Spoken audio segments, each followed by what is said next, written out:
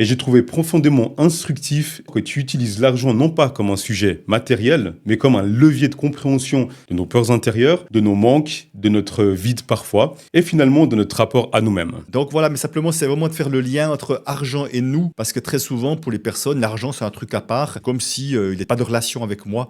Et au fond, on voit que c'est pas du tout le cas. Et c'est bien ça le piège. Donc, il y a une sorte de relation avec cette invention-là qui s'appelle l'argent, qui est connotée de plein d'émotions, qui est connotée de plein de croyances, mais au fond, qui ne parle que de nous, en fait. Mais l'argent n'a été créé ni pour nous amener de la liberté, ni pour créer du conflit. L'argent a été créé comme quelque chose de très neutre, qui facilite les transactions. Et moi, qui suis un ancien banquier, qui ai travaillé comme conseiller en placement, j'ai eu affaire à des gens bien plus fortunés que la moyenne, je voyais que même des gens multimillionnaires ont peur de manquer. Si des millions ne suffisent pas pour être serein, il en faut combien de millions? Et je pense, je ne les ai pas vus, mais je suis à peu près certain que des milliardaires ont peur de manquer aussi. C'est qu'on va chercher à l'extérieur quelque chose qui n'est pas présent à l'intérieur. Moi, effectivement, j'étais très insécure à l'intérieur de moi. Je manquais beaucoup d'estime de moi. Et effectivement, malgré que je suis universitaire et tout, j'avais tout sur le papier pour être quelqu'un de bien et qui réussit, mais intérieurement, c'était vide. Et c'est pour ça que je fais beaucoup de conférences, de podcasts et d'autres choses, pour que les gens disent « Ah ouais, c'est vrai que ça me parle ce truc-là. C'est vrai que ce serait peut-être bien que je m'occupe de ça. » Qu'aimerais-tu que le lecteur comprenne sur lui-même en lisant et en refermant le livre? C'est que, vu qu'il y a pas mal d'exercices aussi, c'est que la personne sent déjà quelque chose qui a changé dans son rapport à l'argent, dans son regard face aux questions d'argent. Ce serait déjà plus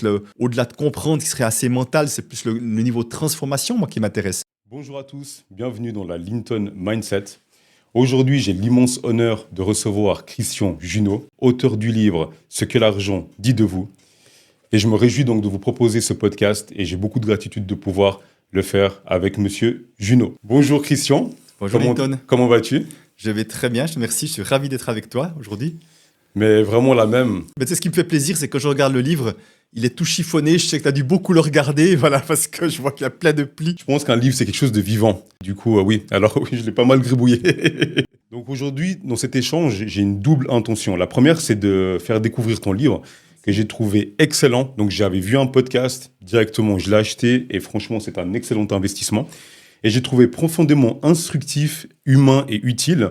Et très fort que tu utilises l'argent non pas comme un sujet matériel, mais comme un levier de compréhension de nos peurs intérieures, de nos manques, de notre vide parfois, et finalement de notre rapport à nous-mêmes. Et la deuxième intention, c'est aussi de savoir qui est derrière ce livre, qui est Christian Junod. Donc voilà, j'espère que ça va pour toi. Ça me va très bien, je te suis. Super, je te remercie. Alors sur le livre, Christian, qu'est-ce que l'argent dit réellement de nous? Pourquoi avoir choisi ce titre, Ce que l'argent dit de nous? Oui, alors le titre est toujours un grand sujet quand on écrit un livre, parce que l'idée, c'est que le titre soit un peu percutant ou amène un peu de curiosité. Et puis au fond, le vrai titre qui serait vraiment le plus parlant, c'est ce que votre relation à l'argent dit de vous.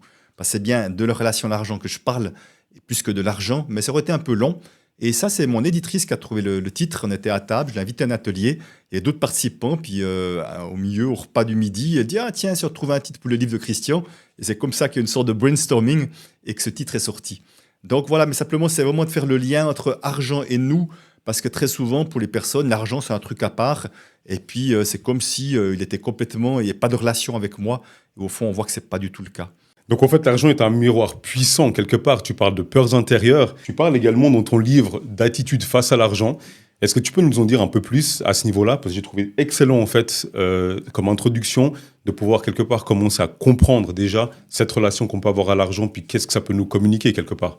Oui, tout à fait. Donc c'est vrai que nous ne sommes pas neutres avec l'argent, même si au départ l'argent est quelque chose de neutre, comme là le micro quelque chose de neutre, la table est quelque chose de neutre, donc la lumière quelque chose de neutre, une machine à café quelque chose de neutre. Donc l'argent est une invention parmi d'autres, mais au fond c'est comme si on y collait plein d'attributs, plein de choses, et souvent je dis on donne un pouvoir à l'argent que l'argent n'a pas. Peut-être qu'on aura l'occasion d'y revenir, et c'est bien ça le piège. Donc il y a une sorte de relation avec cette invention-là qui s'appelle l'argent, qui est connotée de plein d'émotions, qui est connotée de plein de croyances, mais au fond qui ne parle que de nous en fait. Et parce que il tient qu'à nous que de redonner de la neutralité à l'argent.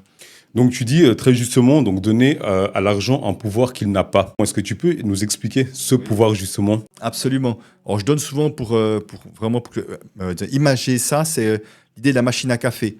Personne ne s'attend d'une machine à café qu'elle fasse un jus d'orange frais pressé, puisque la machine à café n'a pas été créée pour cela. Et au fond, c'est exactement ce qui se passe avec l'argent, c'est qu'on attend quelque chose d'impossible que l'argent pourra jamais nous amener. C'est-à-dire que certains disent « Ah ben l'argent, ça va m'amener la sécurité. L'argent, c'est mon instrument de la liberté. L'argent, mon instrument que j'ai réussi ma vie, par exemple. Mais d'autres vont dire, ah ben non, l'argent, c'est une source de stress. L'argent, ça crée de l'injustice. Ou l'argent, c'est la cause des problèmes dans le monde. Pour vous donner juste quelques exemples. Mais l'argent n'a été créé ni pour nous amener de la liberté, ni pour créer du conflit. L'argent a été créé comme quelque chose de très neutre qui facilite les transactions. Donc, si tu veux, si on reprend l'utilité de l'argent, c'est aucun de ces attributs que les gens pensent de manière ou positive ou négative vis-à-vis de l'argent. Comme de la même manière qu'encore une fois, on attend la machine à café. C'est très simple quand on a une machine à café, c'est de faire du café. Personne ne se pose des questions là-dessus. Mais là, avec l'argent, on voit qu'on y donne des utilisations que l'argent n'a pas été créé, ne peut pas. Parce qu'en fait, la question, si je reprends juste un exemple, l'exemple de la sécurité qui est comme très courant, et en Suisse peut-être encore plus qu'ailleurs, les gens disent l'argent, quelque part, c'est la sécurité, autrement dit, va m'amener de la sécurité. Et moi, qui suis un ancien banquier, qui ai travaillé comme conseiller en placement, j'ai eu affaire à des gens bien plus fortunés que la moyenne, je voyais que même des gens multimillionnaires ont peur de manquer. Aussi, des millions ne suffisent pas pour être serein. Il en faut combien de millions? Et je pense, je ne les ai pas vus, mais je suis à peu près certain que des milliardaires ont peur de manquer aussi. Donc on voit bien qu'il y a autre chose qui se joue. On veut de l'argent pour être sécure, pour être en sécurité ou sécure intérieurement. Et au fond, comme ça ne marche pas, on en veut toujours plus. Et le paradoxe, c'est que des fois, les gens qui ont beaucoup d'argent sont très insécures parce qu'ils ont de l'argent. Donc tu vois, on revient à avoir comme sorte d'autogol, de dire, ben non, la sécurité, elle ne pourra jamais dépendre de ce truc-là. La sécurité, elle est en moi, dans ma capacité à être tranquille, à être serein, à créer de la paix intérieure. On en parlait tout à l'heure avec Michael, comment on peut créer cette paix intérieure, cette sorte de silence intérieur et qui ne dépend de rien d'extérieur. Quand on en vient donc à écrire un ouvrage tel que celui-là, qu'on parle d'argent en projet de sécurité, est-ce que justement chez toi, il n'y a pas quelque chose qui s'est joué à ce niveau-là? Alors oui, je donne souvent l'exemple de la sécurité parce que c'était ma grande problématique. J'avais moi aussi, sans le savoir, parce que la grande majorité des êtres humains ne sont pas conscients qu'ils projettent quelque chose sur l'argent. Mais en fait, quand on projette quelque chose sur l'argent devient la chose qu'on projette dessus, tu vois. Alors, je vois plus l'argent pour de l'argent, je vois l'argent pour la sécurité, la liberté, je ne sais quoi. Donc moi, j'étais banquier, très bien payé, des beaux bonus à la fin et tout, et pourtant, j'avais peur de manquer. Pourtant, j'étais crispé avec l'argent, j'étais crispant en famille, j'étais à faire des comptes précis, à penser qu'il en fallait toujours plus, puis même avec un peu plus, j'étais toujours insécure, donc il en fallait encore un peu plus. C'est une course sans fin. Si j'avais pas compris mon fonctionnement, si j'ai pas rencontré les bonnes personnes, je serais devenu un millionnaire extrêmement plein de peur et pas heureux. Parce que là, finalement, c'est bien d'avoir de l'argent, mais si c'est de l'argent pour être stressé, crispé ou malheureux, ça ne sert pas à grand-chose. Donc on voit très bien que de la manière dont tu l'expliques, c'est que tu avais beau avoir plus d'argent, mais en réalité, il y avait toujours quelque chose chez toi qui ne fonctionnait pas, qui n'allait pas. Oui, c'est ça. Parce que vraiment, le gros piège, c'est que si je prends les exemples positifs qu'on a donnés, réussite, liberté, sécurité, c'est qu'on va chercher à l'extérieur quelque chose qui n'est pas présent à l'intérieur. Je n'arrive pas à me donner de la valeur pour qui je suis, je vais chercher des indicateurs de valeur à l'extérieur pour faire croire que je suis quelqu'un de valeur vis-à-vis de moi et vis-à-vis de l'extérieur, parce que j'arrive pas à me voir comme quelqu'un de valeur, je dis bien pour qui je suis. Parce que très souvent, dans notre société, le piège, c'est je suis ce que je fais. Tu vois, je faisais un post l'autre jour en disant, mais c'est pas parce que je suis chirurgien que j'ai plus de valeur que je suis éboueur. Je gagne plus d'argent, mais ça parle de ma valeur? Non, ça parle pas de l'être humain, ça parle juste d'une fonction différente. Donc c'est vraiment un piège. Donc moi, effectivement, j'étais très insécure à l'intérieur de moi. Je manquais beaucoup d'estime de moi. Et effectivement, malgré que je suis universitaire et tout, j'avais tout sur le papier pour être quelqu'un de bien et qui réussit, mais intérieurement, c'était vide à beaucoup de manières, en fait. Et c'est pour ça que j'allais chercher comme une béquille à l'extérieur, mais absolument sans en être conscient. C'est ça le piège, c'est qu'on fait ça en mode automatique au bout d'un moment, sans en être conscient. On est sûr que c'est comme ça que ça se passera, plus d'argent sera la solution. Et après, tu dis une chose intéressante, c'est que tu parles de conscience. Et j'ai vu aussi en te suivant dans les réseaux, c'est un mot qui revient souvent. On parle de conscience. Est-ce que justement, tu avais cette conscience justement que tu avais des blocages en toi? On peut se dire qu'on n'a pas de soucis, mais en réalité, on n'a pas conscience qu'on en a un quelque part. Absolument. C'est-à-dire que moi, souvent, je me vois comme un éveilleur de conscience. C'est peut-être un peu ça, mon job de départ, si tu veux. Et l'idée, c'est que je ne peux pas m'occuper d'un problème dont je n'ai pas conscience qu'il existe. Et c'est ça, effectivement. Et c'est pour ça, quand je dis éveilleur de conscience, c'est comment je peux toucher un maximum de personnes, leur dire « Eh oh, vous avez tous une relation à l'argent ». Et si vous vous posiez la question de dire en quoi cette relation à l'argent, elle me porte, ou en quoi elle me bloque, elle me freine, elle m'empêche de me réaliser dans la vie, à être joyeux, heureux, Et c'est ça le premier pas. Et c'est pour ça que je fais beaucoup de conférences, de podcasts et d'autres choses, pour que les gens disent « Ah ouais, c'est vrai que ça me parle ce truc-là. C'est vrai que c'est peut-être bien que je m'occupe de ça. » Parce que pendant très longtemps, j'avais absolument pas conscience, j'avais juste peur de manquer. J'étais crispant, j'étais sûr que j'étais un gars très responsable, sérieux, machin. Mais non, je dis des fois, trop de responsabilité tue la responsabilité, tu vois. Je devenais presque irresponsable à force d'être responsable. Qu'aimerais-tu que le lecteur comprenne sur lui-même en lisant et en refermant le livre? Ouh, il y a tellement de choses dans ce livre que j'ai de la peine à donner une réponse. Mais en tout cas, déjà, surtout ce que j'aimerais, c'est que, vu qu'il y a pas mal d'exercices aussi, c'est que la personne sent déjà quelque chose qui a changé dans son rapport à l'argent, dans son regard face aux questions d'argent. Ce serait déjà plus au-delà de comprendre, qui serait assez mental, c'est plus le niveau de transformation, moi, qui m'intéresse. Que les gens me disent, ah ouais, il y a quelque chose qui a bougé, je me comporte différemment, j'arrive peut-être mieux à valoriser ce que je fais, je suis plus cool quand je discute d'argent dans mon couple ou au professionnel. Il y a plein de manières où finalement les gens, plus dans la matière, dans leur vie, vont dire, ah oui, il y a peut-être moins de peur, quelque chose a changé dans ma vie. Et la lecture de ce livre a permis cela. Parfait. Donc moi, je confirme. Il y a beaucoup d'exercices aussi dedans. Pour ça, j'ai trouvé aussi magnifique, c'est que on est à la tâche également. Donc il ne s'agit pas simplement de lire, mais il s'agit de faire les exercices, etc., de se mettre en mouvement quelque part. Parce que je crois que c'est là où il y a quelque chose qui se fait, qui se crée. Tout à fait. C'est-à-dire qu'à un moment donné, ce que je vois vraiment avec le temps, c'est que de comprendre ne suffit pas toujours à changer ou à transformer. C'est-à-dire que comprendre pourquoi je suis malade ne suffit pas forcément à me guérir, tu vois. Et c'est la même chose, c'est-à-dire que comme notre mental nous amène dans ces situations de croyances limitantes, de choses comme ça, et qu'il a de bonnes raisons de croire comme ça, si nous, on veut qu'il croie autrement, c'est compliqué de travailler avec le mental. Si on n'arrive pas à passer à un autre niveau qui passe par les émotions, qui passe par les sensations corporelles, pour moi, c'est vraiment là qu'on trouve un autre chemin où on peut comme faire un chemin où le mental n'arrive pas, ou plus difficilement en tout cas, à intervenir. Un autre élément donc sur le livre, c'est sur tu parles de money attitude. Est-ce que tu pourrais nous dire rapidement 2-3 mots là-dessus? D'accord, volontiers. Donc, c'est vrai que mon mentor, celui qui m'a partagé le fruit de ses enseignements, s'appelle Peter Koenig. Et c'est lui qui avait défini ces 3 comportements auxquels j'ai ajouté un nom, un titre. Donc, j'ai parlé de l'écureuil. L'écureuil, c'est celui qui veut faire des réserves. Autrement dit, voilà, on veut de l'épargne, on tient à son épargne. Parfois, certains s'accrochent même à son épargne. Et il y a l'idée souvent d'en vouloir plus. Et en fait, l'écureuil, lui, il a au moins une ou plusieurs projections positives sur l'argent, comme on reprend sécurité, liberté, confort de vie, je ne sais quoi. Et donc, il y a une croyance qui est plus j'aurai d'argent, plus je serai ma projection sur l'argent, autrement sécurité et liberté. Puis comme ça marche pas, quand je dis ça marche pas, entendons-nous, hein, quand je reçois de l'argent, ça fait une sorte de ouf, de soulagement, ah, ça fait du bien, mais c'est pas durable. C'est là qu'on voit que c'est pas une vraie solution. Si c'était durable, ce serait la vraie solution. Mais juste un moment de ouf, ça fait du bien, puis très vite les peurs reviennent. J'ai peur de ne pas être libre, j'ai peur de ne pas être sécure, j'ai peur de ne pas en assez. Donc l'écureuil, vraiment, il a tendance à vouloir de l'épargne et il n'aime pas trop lâcher son épargne. Donc après, il y a les repousseurs. Les repousseurs, c'est ceux qui ont des attitudes qui font qu'ils gardent l'argent à distance.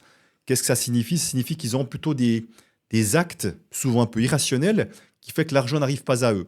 J'ai vu des entrepreneurs qui ont 6 mois, une année de retard dans leur facturation. Si je ne facture pas, l'argent n'arrive pas. Je vois des personnes qui font des rabais pour des oui et un non, voire plein de gratuits. J'ai rien contre le gratuit, j'en fais plein aussi. Mais simplement à partir d'un lieu de rejet de l'argent, de ne pas m'occuper des histoires d'argent. En général, ces gens-là, ils n'aiment pas les histoires d'argent, ils ne s'en occupent pas. Et au fond, comme je dis toujours, les histoires d'argent les rattrapent tôt ou tard à force de ne pas s'en occuper. Certains, parfois, c'est plus... certains vont même faire que du bénévolat. J'ai vu ça par ici aussi. Et j'ai rien contre le bénévolat, mais c'est aussi une manière de je ne veux pas avoir affaire avec l'argent, par exemple. Ou ils vont refuser des héritages, des donations, ou auraient droit à des aides, mais ne font pas les démarches pour que l'argent arrive à eux. Donc, quelle que soit la manière, donc l'argent, ils sont en manque d'argent, ils courent après, et souvent, ils sont dans les dettes d'ailleurs. Et parce que justement, ils ont une projection négative, ouais. Négative Voilà, sur l'argent. ouais, c'est ça, exactement. Eux ont une ou plusieurs projections négatives sur l'argent. Si je pense que l'argent, c'est l'injustice, j'ai pas envie d'avoir de l'argent à moi parce que je pense que je serai créateur d'injustice. Si je pense que l'argent est source de conflit, dans ma croyance, c'est si je commence à attirer de l'argent à moi, il y aura du conflit dans ma vie. Tu vois, donc c'est ce genre de croyances, mais encore une fois, qui sont inconscientes. Hein. Après, tous ceux qui sont, je dirais, contre le capitalisme, le système économique, tout ça, ont assez tendance à être dans ce mouvement-là, parce que malheureusement, souvent, ils jettent le bébé à l'eau du bain, c'est-à-dire qu'argent égale capitalisme, argent égale système économique, alors que non, l'argent est plus neutre, simplement c'est la manière dont on l'utilise, les règles de fonctionnement et autres qui sont à remettre en question, plus que l'argent en tant que tel. Hein. Et le troisième mouvement, c'est le mouvement montagne russe. Donc, comme son nom l'indique, des phases de hausse et de baisse. Donc là, la phase de hausse, c'est comme l'écureuil. Et phase de baisse, c'est vraiment l'argent va foutre le camp d'une manière qui n'est pas gagnante. Il y a des gens qui me disent, c'est dingue, dès que j'ai un certain montant, c'est plus fort que moi, je grille tout, quoi. Et je dis, mais t'es content? Elle dit, non, c'est du grand n'importe quoi. Il y a d'autres personnes qui disent, c'est dingue, dès que j'ai un certain montant, il m'arrive une tuile. Et puis, effectivement, dans la maison, la voiture, machin, truc, et puis mon argent repart. Mais il y a ceux qui font faillite, c'était le cas de mon père, par exemple, et de beaucoup d'autres personnes. Il y a ceux qui ont des accidents de vie, tout à coup, à un moment donné, leur argent va repartir pour X raisons parce qu'ils peuvent plus travailler, des divorces qui se passent mal et tout à coup, je me retrouve à zéro. Donc, ou plein de gens qui se font rouler, malheureusement, ça existe beaucoup aujourd'hui, hein, des gens qui se font rouler dans la farine par des proches, toutes les arnaques qui existent à gauche, à droite. Donc, à un moment donné, si tu veux, on a de l'argent et l'argent repart. Mais c'est pas l'argent bien dépensé, utilisé, dit waouh, c'était un super achat, je suis content d'avoir fait. Hein. C'est pas ça. Hein. C'est vraiment l'argent part d'une manière non désirée et non désirable. Donc ça, ce sont des personnes qui ont au moins une projection positive sur l'argent, donc phase de hausse, et au moins une projection négative sur l'argent, la phase où l'argent va foutre le camp. Mais ils n'en sont pas conscients. Donc c'est une sorte de déchirement intérieur qui est j'aime et j'aime pas l'argent. Donc on a l'argent au centre, puis on voit qu'on peut avoir toutes les interprétations en fait autour. Et puis justement, quand on voit l'écureuil, ce profil, et justement le repousseur, ils sont diamétralement opposés. Et il y a aussi un autre élément que j'avais vu dans le livre, que j'avais trouvé aussi intéressant sur les repousseurs. Des fois, il y a des familles qui sont pauvres et ils se qualifient de petits gens, des gens petits. Donc, du coup, il peut y avoir cette tendance aussi d'être repousseur. J'ai été élevé comme ça, où je pense que c'est l'éducation qui m'a été donnée. Et là, bah, forcément, il peut y avoir justement des projections de repousseur et de ne pas se sentir des fois pas légitime de recevoir de l'argent. Alors, il y a quelque chose de cet ordre-là, c'est peut-être encore un tout petit peu plus subtil que ça, mais ça va vraiment dans le sens de ce que tu dis. C'est-à-dire qu'il y a des personnes qui pourraient être, même en gagnant peu d'argent, qui vont être comme attentifs et qui arriveront à économiser quelques sous, comme un écureuil, mais qui ont tellement de croyances limitantes de je ne mérite pas. Tu vois, donc potentiellement, ils auront des pièces dans une boîte ou un tout petit peu d'économie, mais ils auront une croyance d'effectivement, l'argent, c'est pas pour nous, la réussite, c'est pas pour nous. Donc, ils s'autoriseront juste un petit peu en mode survie, tu vois.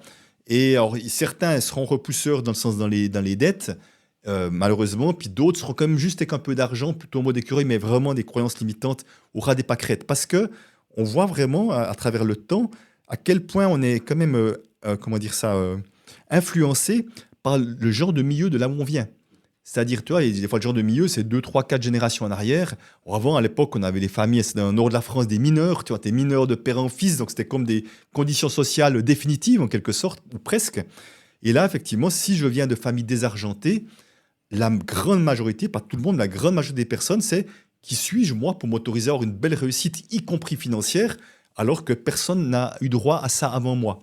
Donc, même si on pourrait en avoir, souvent les gens vont se saboter pour rester plus ou moins un peu dans la classe d'où ils viennent. Et donc, depuis, donc avec tout ce parcours, donc, tu l'as dit, tu as travaillé donc, en banque durant de nombreuses années.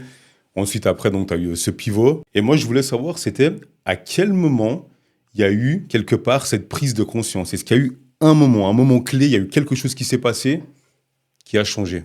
Alors, il y a deux, trois choses. C'est-à-dire que j'étais comme un banquier assez atypique parce que entre le moment où j'ai changé en 2009, ça faisait 10 ans que j'avais commencé à faire du travail, on appelle ça, je mets des guillemets, développement personnel, j'aime pas trop ce mot, mais autrement dit, connaissance de soi, connaissance du fonctionnement de l'humain et tout.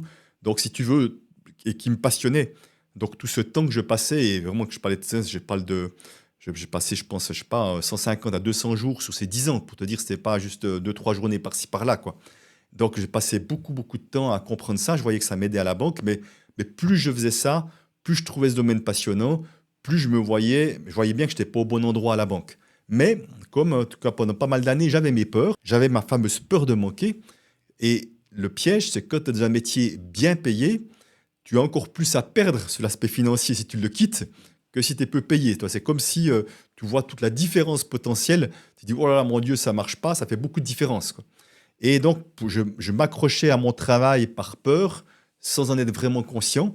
Je voyais qu'il y avait une aspiration à autre chose, mais avec mon mental, je me dis oui, mais t'es comme pas si t'es comme bien payé, tes clients sont sympas, t'as des collègues sympas, ce qui est vrai tout ça. Mais je voyais bien que mentalement, je me trouvais des raisons pour pas me dire tu n'en peux plus.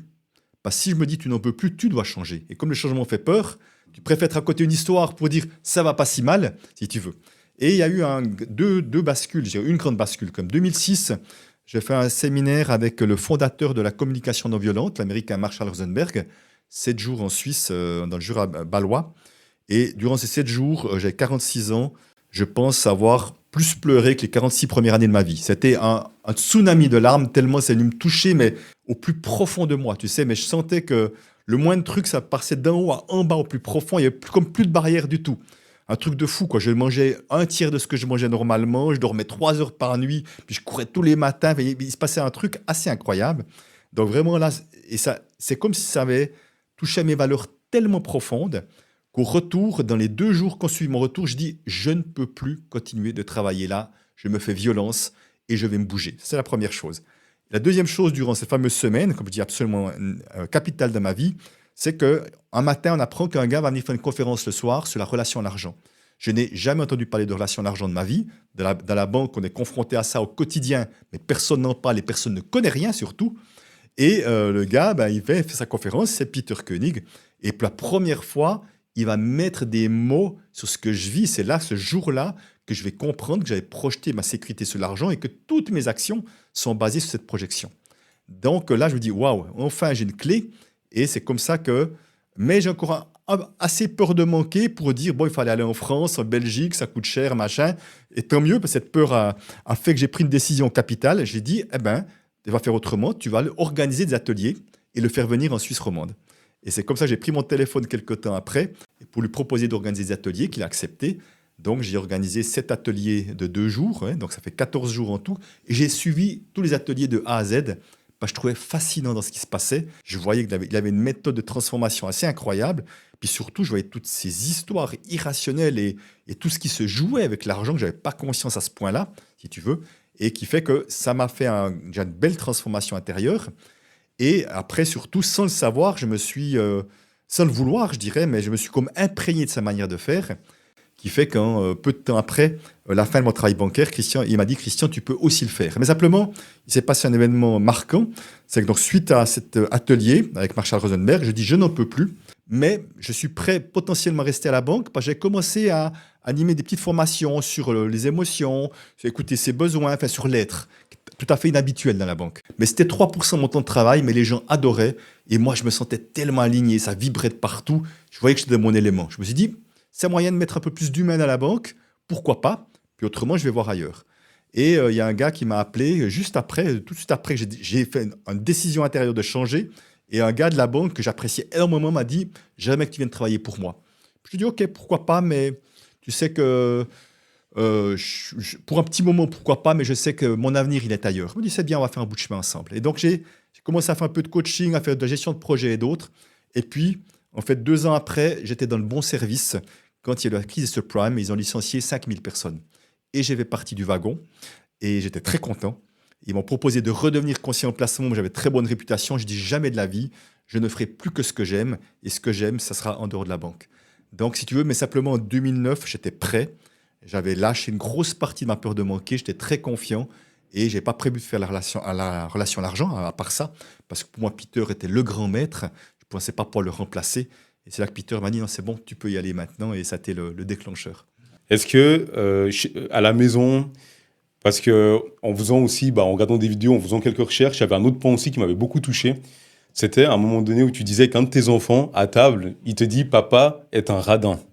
Est-ce qu'à ce moment-là aussi, est-ce que ça a été quelque chose, un élément déclencheur, quelque part, pour t'interroger et te questionner sur cette relation à l'argent? C'était le choc, je dirais. C'était le choc vraiment décisif, ou premier, tous les cas, qui m'a fait prendre conscience qu'il y avait un problème avec l'argent avec moi. C'est-à-dire que jusqu'à présent, mon épouse, de temps en temps, me disait « Ah, t'es trop crispé avec l'argent et tout, puis je voulais rien entendre. Je lui disais « Non, moi je suis économe, je suis sérieux, machin. » Je trouvais qu'elle dépensait trop, même qu'elle est assez raisonnable, mais quand on a peur de manquer, l'autre dépense toujours trop, je peux te dire. Ça, c'est un principe. Donc je pensais que le problème était plus chez elle que chez moi. Mais c'est comme si ça avait été tellement choquant qu'il puisse penser ça de moi, que je me suis dit « Ah, il y a quand même un problème. » Pas surtout qu'aucun de mes 2 autres enfants, ni mon épouse, ne m'ont défendu à ce moment-là. Tu vois, donc ça, c'était un grand moment de solitude. Et c'est là que je me suis dit, là, il y a comme un problème, ce serait bien que je m'en occupe. Et c'est là que je rencontre Peter Koenig peu de temps après. On voit, par rapport aussi avec tout ce que tu as expliqué, c'est que derrière une personne qu'on qualifie de radin, en réalité, il y a une réelle souffrance. Cet aspect-là m'a fait voir aussi de manière différente une personne qu'avant je disais, ah, mais c'est un radin. C'est pas quelque chose, en fait, qui est contre l'autre personne. C'est pas qu'on a envie de faire du mal. C'est pas qu'on a envie, c'est simplement des limitations qu'on a en nous. Oui, et puis là, ce que tu dis, quelque chose qui est important, c'est, tu vois, il y a des étiquettes qui créent de la distance. Quand on dit de quelqu'un que c'est un radin, on se dit pas, génial, j'ai tellement envie de faire sa connaissance, tu vois, parce qu'on se dit en général, ça fait beurre, quoi, hein, alors que quand on dit, waouh, ses comportements avec l'argent, c'est parce qu'il a tellement de peur, on rejoint notre humanité, parce qu'on a tous des peurs, pas au même endroit, pas de la même manière, mais c'est humain d'avoir des peurs. Alors que l'étiquette, elle nous coupe, tu vois, elle nous coupe de l'humain. C'est pour ça que moi, je préfère voir qu'il y a des peurs, et à coup, je peux voir l'attitude de quelqu'un en me disant, waouh, s'il se comporte comme ça, c'est qu'il doit vraiment y avoir beaucoup de peur. Et quelque part, ça m'évite de créer une forme de séparation, je pense, qui n'est pas bonne et qui est juste pour personne. Et d'ailleurs, tu dis un truc aussi très juste qui a été très dur pour toi quand un de tes enfants a dit ça, c'est qu'en fait, toi, tu pensais que lui, il pensait que tu ne l'aimais pas. Et donc, on voyait que ça t'avait énormément touché. Donc, ça n'a rien à voir en fait avec l'amour pour telle personne. Et là, on le voyait vraiment très bien. Et ça, j'ai trouvé extrêmement puissant. Alors ça, c'est l'histoire que je me suis racontée, effectivement. J'ai dit, tiens, s'il pense que je suis pas aussi généreux qu'il aimerait, c'est que peut-être il pense que je l'aime pas. Et ça, c'était très douloureux. Mais c'est vrai que parfois, je veux dire, c'est peut-être même paradoxal, hein. Parfois, certains vont avoir ces comportements, je dirais, de restriction, je dirais, sous une forme d'amour pour les proches, en disant, je veux vraiment leur amener le maximum de sécurité financière et tout, tu vois. Et paradoxalement, ça fait du bien à personne. Alors, attendons-nous, par amour, quand l'amour vient de la peur, c'est jamais du bon endroit, hein. Mais quelque part, il peut avoir, ce que je veux dire par là, c'est qu'il peut avoir une bonne intention au service de l'ensemble, mais malheureusement, c'est comme si la peur, quelque part, disqualifiait la bonne intention. Et là, justement, donc j'ai mon premier podcast, je l'ai fait avec mon ami, donc Michael Lallemand, qui a écrit aussi un livre, un magnifique livre, Être à sa place.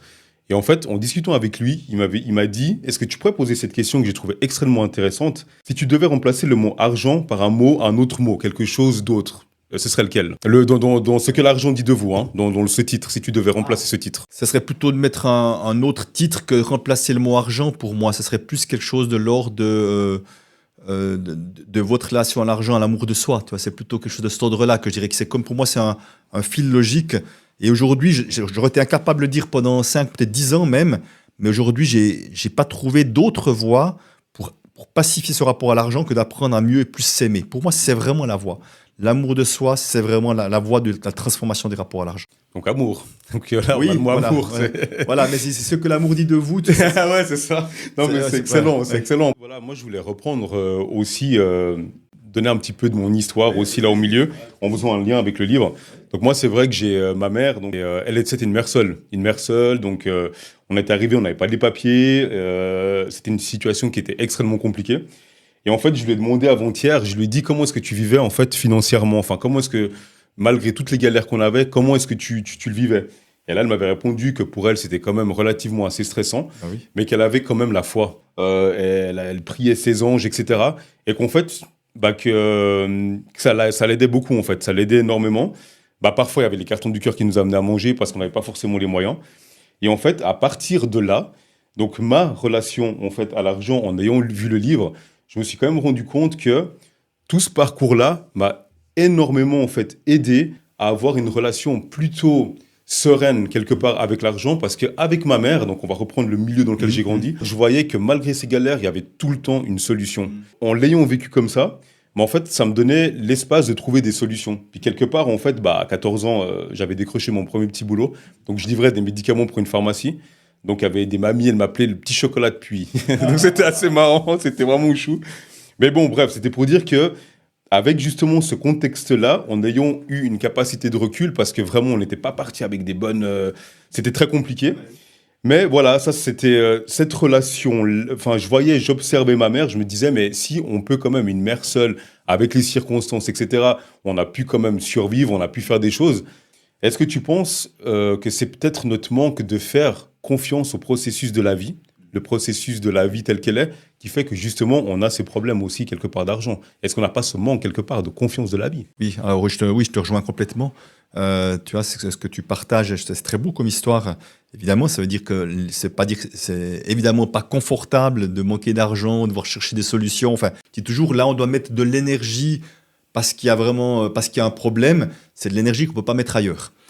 Mais in fine, ce qui est important, et surtout pas surtout, mais aussi sur les questions d'argent, c'est effectivement de voir que ça peut arriver de plein de manières différentes. Il y a l'argent que je gagne par moi-même et de l'argent ou du soutien, parce que tu parlais des cartons du cœur, c'est pas de l'argent, mais c'est de l'argent transformé en nourriture en quelque sorte. Plutôt que de donner de l'argent, on donne de la nourriture.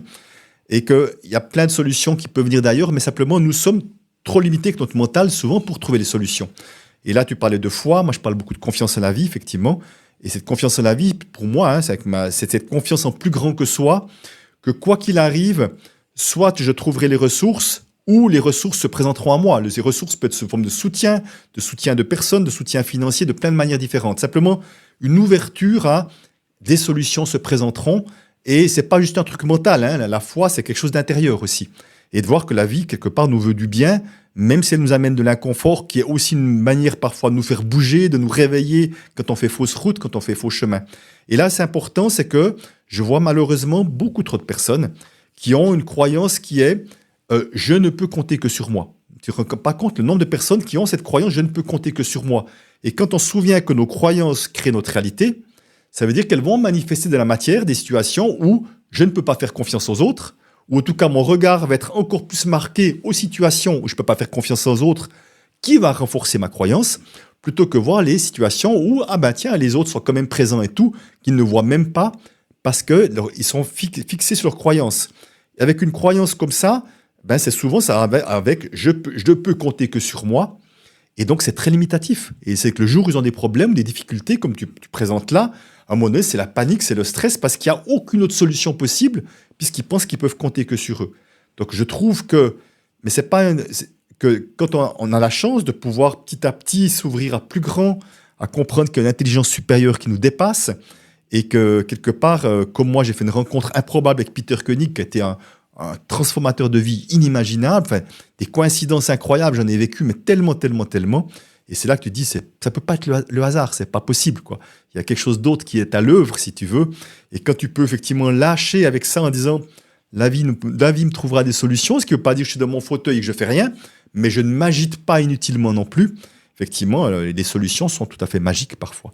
Donc c'est un bel exemple, je te remercie de le partager. J'aime énormément quand tu dis que cette croyance où je peux pas compter sur les autres. Justement, ma mère, je lui disais en plein podcast, enfin, comment tu as fait? Et elle m'a dit justement, mais parce qu'en fait, j'avais cette capacité à m'entourer des bonnes personnes. Oui. Et ça, j'avais trouvé très puissant justement de sa part, en disant que voilà, c'est aussi les gens, c'est clairement les gens aussi autour qui ont aidé, en fait, qui ont œuvré. Et donc, du coup, pour nous aussi, le podcast que j'avais fait avec elle, le but, c'était aussi quelque part de remercier tout ça, le pays dans lequel on avait été accueillis, etc. De voir, en fait, tout ce qu'il y avait, tout ce qu'on n'avait pas en argent, tout ce qu'il y avait autour, en fait, tout ce qu'il y avait d'autre. Et c'est aussi un bel exemple. Et là, j'aimerais revenir sur un message qui, pour moi, est capital et qui est de Peter Koenig. La qualité des relations qu'on développe sera toujours plus importante que l'argent. Et parce que tu dis, je suis entouré de personnes de confiance. Ces personnes de confiance, c'est qu'elles avaient une capacité à créer des relations de qualité. Parce que la confiance, ça fait partie de ça. Et pourquoi il dit ça avec raison? C'est parce que quand on développe quand on développe des relations de confiance, que ce soit dans le monde professionnel, avec des fournisseurs, avec des clients, avec ses collaborateurs, mais avec ses amis ou n'importe, quand si on a des difficultés, les gens seront plus ouverts à trouver des solutions avec nous, seront plus ouverts à nous aider naturellement, parce qu'on a une bonne relation. Alors que si je m'en fous des autres, mes collaborateurs et mes clients et tout ça, ils n'ont pas de raison de me pardonner quoi que ce soit. Donc c'est vrai qu'il y a plein de personnes, au moins ils ont des difficultés, s'ils avaient ce réseau de personnes de confiance, parce qu'ils ont cette capacité-là, les autres sont tous contents de venir les aider. Et ça, c'est vraiment important de se souvenir de ça, et que ça soit même le banquier. On dit souvent, le banquier, non mais j'ai travaillé souvent avec la banque pour savoir que si on est authentique, qu'on est honnête, qu'on crée quelque chose, on sera plus ouvert à trouver des solutions que le gars qui nous méprise, si tu veux. C'est finalement humain et assez logique. Justement, en fait, tu parles de la qualité des relations. Je vais reprendre ce mot-là. C'est drôle parce que je trouve qu'on utilise le même mot pour... c'est pas juste qu'on utilise le même mot pour ces deux aspects différents, c'est le mot valeur. Donc c'est le même mot, c'est pas un mot différent, il s'orthographie la même chose. Donc les valeurs à l'intérieur et les valeurs qu'on donne sur l'argent. Et là, c'est pas tout à fait correct. Et en fait, c'est vrai qu'on peut se sentir très riche à l'intérieur et pas l'être du tout en argent. Voilà, ça a été un petit peu aussi mon cas, quelque part. Et j'aime beaucoup quand tu dis la qualité des relations qu'on nourrit avec les autres. Et c'est vrai que c'est fou parce que même les petits boulots que j'avais en fait par la suite, les personnes âgées, il y avait beaucoup, en fait, je connectais beaucoup avec elles me racontaient leurs histoires, j'avais accès à leur monde quand je livrais des médicaments. mais aussi des petits boulots. Je faisais les vendanges, etc. Puis il y avait des gens qui venaient du monde entier parce que en Suisse, ils venaient, ils pouvaient gagner un petit peu d'argent un peu plus facilement. Puis c'est cette connexion en fait au monde. Quand on parle de mon ami Michael, il avait aussi animé un atelier sur l'abondance. On peut la trouver vraiment partout. Enfin, je veux dire, elle peut être dans différents contextes, dans différents cadres. Et j'aime beaucoup, en fait, quand tu dis, justement, qu'il n'y a pas que l'argent, purée. Il n'y a pas que l'argent. Non, mais tu as raison. Et puis, tu sais, enfin, je sais pas, tu prends des familles qui sont que focalisées sur l'argent, ça peut être des groupes d'entrepreneurs ou des... On pourrait presque dire des pays, mais c'est un peu relatif, un peu caricatural de dire des pays, mais qui sont que focalisés sur l'argent et qui sont heureux, je ne connais pas. Je ne crois pas qu'on peut être que focalisé sur l'argent et heureux. Pour moi, c'est complètement dissonant. Parce que ça, dès le moment où on met tellement d'importance sur l'argent, c'est que ça cache autre chose qui nous coupe de l'essentiel. Et entre autres de l'ouverture du cœur, principalement. Et là, j'ai encore deux questions principales. Quelles sont tes valeurs? Oui, mes valeurs, je dirais que ce qui est important pour moi, c'est la chaleur humaine. C'est vraiment une valeur importante. C'est-à-dire qu'on parlait de relations de qualité. Tu vois, moi, à la banque, j'avais, je dirais, comme intuitivement, une sorte de talent pour créer des bonnes relations avec mes clients. Vraiment s'intéresser à eux, partager. On se partageait plein d'histoires autres que des questions d'argent. Et c'est vrai que j'ai fait 17 ans de métier de conseiller en placement. Il y a plein de clients que j'ai suivis pendant 17 ans et qui m'ont dit mais je reste avec vous, je reste dans cette banque uniquement parce que vous êtes là. Je n'aime pas forcément cette banque, mais j'ai pas envie de travailler avec quelqu'un d'autre que vous parce que il y a une relation qui était presque au-delà du professionnel, dans le sens qu'il y avait je viens partager des trucs à mon banquier ou je sais qu'on aura des discussions intéressantes. C'est pas juste un financier, quoi. C'est un être humain. Et voilà. Donc il y avait vraiment cette relation de chaleur humaine qui pour moi est importante et toujours importante. Ce qui va aussi avec une autre je parle de proximité. C'est-à-dire qu'aujourd'hui, j'ai la chance d'avoir un peu de succès, en tout cas bien plus que j'aurais imaginé, d'être plutôt demandé. Mais au fond, je me sens toujours proche de chacun. Et on me le renvoie souvent. Les fois, on me dit, ouais, mais t'es tellement accessible et tout. Je dis, mais je suis pas différent de vous, quoi. C'est pas parce que j'ai mon nom sur quelques livres ou dans des podcasts que je suis supérieur ou quoi que ce soit. Je me sens juste un être humain comme un autre, en évolution, avec ses peurs, avec son chemin. Donc, pour moi, c'est important. Et l'authenticité est pour moi une valeur importante parce que je crois justement que l'authenticité, quand on ose se partager des choses, sa vulnérabilité, ses difficultés, ses joies du moment, ça nous rapproche d'humain à humain quelque part et on se sent proche les uns des autres. Et il n'y a plus d'histoire, de métier, de machin, de trucs. On est juste entre humains et c'est ça qui est beau, je trouve. Et ça, c'est quelque chose que je vois que chaque fois que j'ai des moments où ces choses-là sont présentes, ça me donne tellement d'énergie. Et aujourd'hui, je n'ai plus envie de relations. On parle de la pluie et du beau temps de manière superficielle. Ouais. J'ai envie qu'on parle de cœur à cœur, quoi. Ouais, merci beaucoup pour ça. C'est vraiment, je confirme. Enfin, moi, on s'est rencontrés donc aujourd'hui, une énorme générosité. Ça me touche vraiment énormément, vraiment. Je pense que ton entourage, ta famille peuvent être fiers de toi. En tout cas, c'est vraiment. En tout cas, moi, je suis très content que tu sois là avec moi. Et oui, cette générosité, on la ressent vraiment. Si quelqu'un aujourd'hui nous écoute et qui souffre de son rapport à l'argent, que lui conseillerais-tu? Alors, si vraiment t'as coup en nous écoutant, il y a des gens qui se disent « Ah ben finalement, c'est vrai que je suis assez stressé, j'ai des peurs avec l'argent, ou je sens que c'est pas aussi fluide ça pourrait être. » Ben déjà, c'est bien, je vais dire bravo, parce que, comme on disait, tout changement commence par une prise de conscience. Et c'est l'objectif de ce genre de podcast ou d'un livre, c'est vraiment des prises de conscience pour commencer. Et après, moi je dis toujours, commencez par vous observer pendant quelques temps. Vous observez parce qu'au fond, on a affaire à l'argent de plein de manières différentes, tout au long d'une journée. Mais déjà et surtout dans notre tête, à travers les pensées qu'on se raconte, tu vois, en ouvrant son courrier, en voyant une facture, en regardant ses comptes, ou en évitant d'aller regarder ses comptes, ou en discutant d'argent, en pensant à l'argent. Donc, on peut juste commencer à voir dans différentes situations, autant que je vais faire des courses alimentaires au restaurant ou d'autres choses, comment est-ce que je suis avec les questions d'argent. Et vraiment, je différencie les questions d'argent. Voilà, j'y reviendrai après, parce que j'ai embrouillé ma réponse à ta question. Mais simplement, déjà un temps d'observation pour un petit peu scanner. Ah ben là, je suis plutôt à l'aise. Ah non, mais là, je suis crispé pour faire des dépenses, ou il y a ci ou il y a ça, ou avec mon épouse ou mon partenaire de vie. On voit que c'est comme pas simple, etc. Donc vraiment, ce genre-là pour faire un petit peu la carte, tu vois. Et après, ben, ça va demander d'aller plus loin.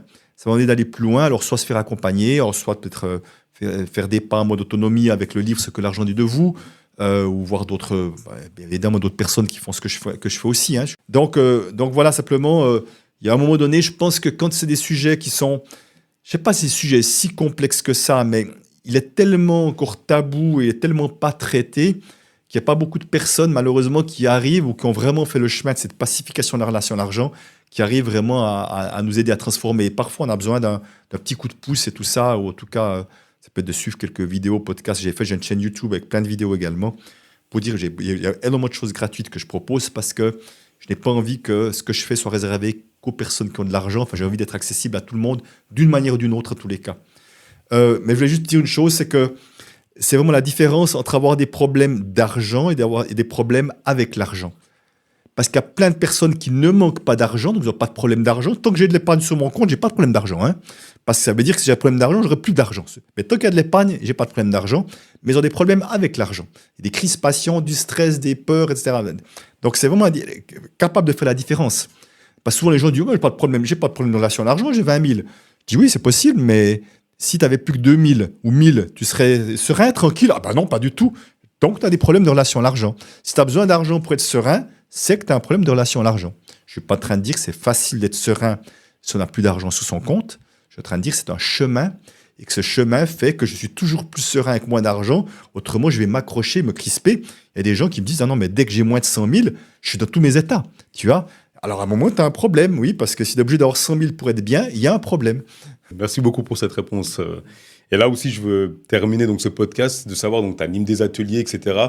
Juste savoir ce que tu fais pour que s'il y a des personnes aussi qui veulent participer. Oui, ben, avec plaisir. C'est que tout ça a évolué un peu avec le temps. Dans mes activités, il y a un certain nombre d'activités en présentiel que je fais, pas énormément, peut-être une dizaine par année entre la Belgique, la France et la Suisse. En principe, en Suisse, il n'y en a que deux. Deux activités, une qui est un peu mon VIP de l'année. Je prends un petit nombre de personnes à la maison dans mon salon pour travailler en mode je dirais très privilégié. Autrement, je fais des ateliers grand public avec des groupes plus importants, je dirais plutôt 30-40 personnes. Et puis après, j'ai quelques ateliers plus pour les professionnels, et quelques formations sur Internet aussi.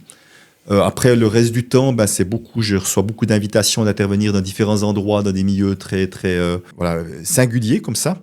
J'ai travaillé autant que des gagnants de l'euro-million pour dire que je peux travailler avec des gens surendettés, que je peux travailler avec des associations professionnelles, il y a toutes sortes de situations. Par contre, ce que je ne fais plus d'accompagnement individuel depuis 8 ans. Par contre, avec mon épouse, chaque année, on forme 10 personnes à devenir spécialistes de la relation à l'argent. Et puis, dans ces personnes-là, il y a une série qui font l'accompagnement individuel. Donc, je peux recommander à gauche, à droite, si certaines personnes veulent vraiment travailler individuellement. J'ai des personnes comme ça parce que je reçois beaucoup de demandes, mais j'ai juste pas le temps.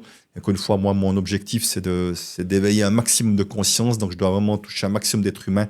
Et ce ne serait pas juste pour moi de faire l'individuel à cet endroit-là. Et peut-être, évidemment, il y a les livres. J'en ai écrit 5. Je suis en train d'écrire le 6e maintenant. Mais celui que tu as là, c'est vraiment le livre de base sur la relation à l'argent. Merci beaucoup alors. Super, merci. Merci beaucoup pour ta générosité, vraiment, pour ce que tu amènes au monde.